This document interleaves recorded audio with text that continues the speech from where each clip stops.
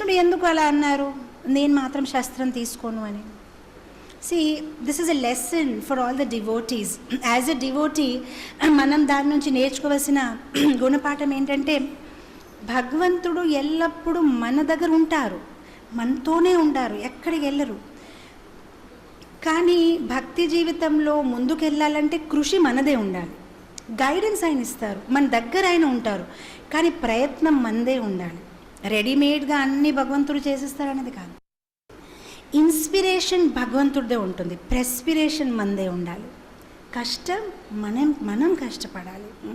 Inspiration భగవంతుడిది, ప్రెస్పిరేషన్ మనది, మనం కష్టపడాలి. సో ఇక్కడ కృష్ణుడు చెప్తున్నారు, నేను అర్జున్లాగా కృష్ణుడు మన రథం మీద కూడా ఉన్నారు, మన జీవిత రథం మీద కూడా కృష్ణుడు కూర్చొని ఉన్నారు అండ్ మనకి గైడ్ చేస్తున్నారు.